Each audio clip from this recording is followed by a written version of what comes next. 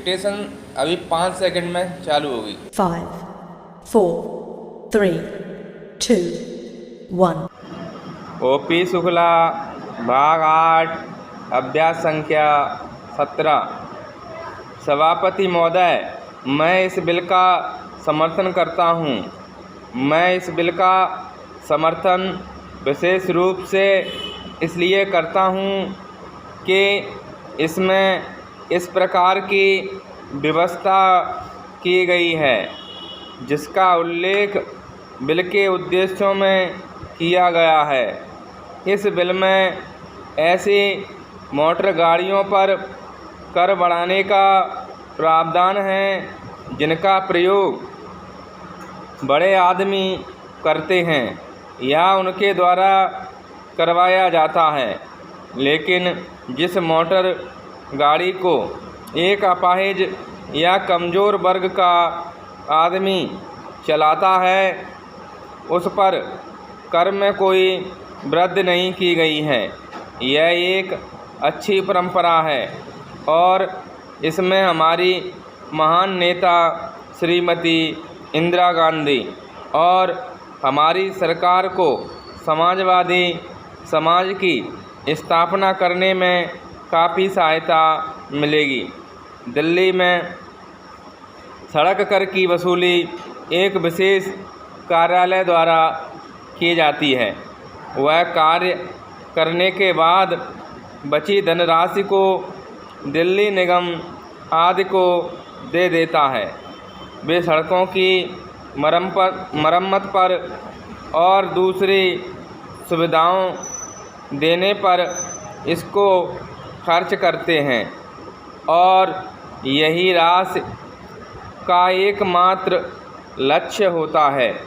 Para अध्यक्ष महोदय, मैं ख़ास तौर से एक बात दिल्ली के बारे में कहना चाहता हूँ।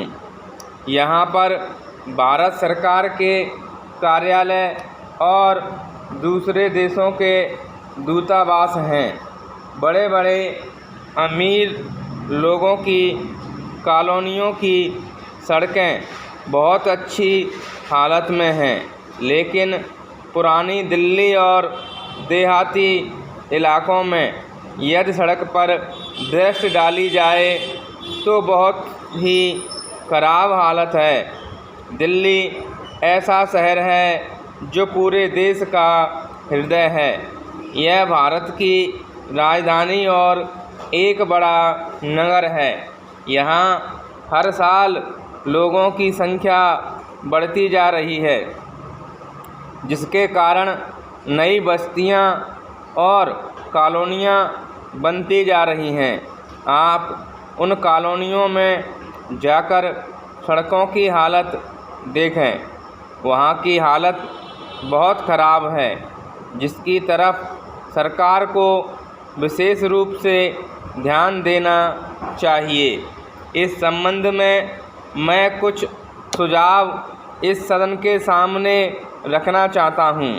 मेरा सरकार से अनुरोध है कि उन सुझावों पर विचार करके दिल्ली में मोटर गाड़ियों के मालिकों को अनेक प्रकार की सुविधाएं देने की व्यवस्था की जाए।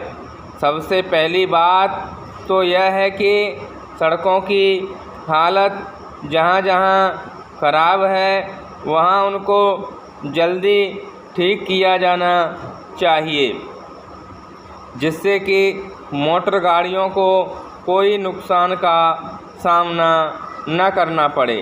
पैरा जहाँ तक रजिस्ट्रेशन का सवाल है, किसी भी दिन आप उस दफ्तर में चले जाएं, वहाँ आपको बहुत अधिक संख्या में लोग नज़र आएंगे।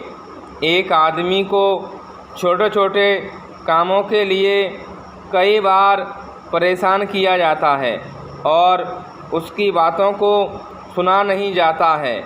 मैं माननीय मंत्री जी से निवेदन करना चाहता हूं कि इस लाइसेंस प्रणाली में सुधार लाया जाए, जिससे लोगों को किसी प्रकार की परेशानी का सामना न करना पड़े।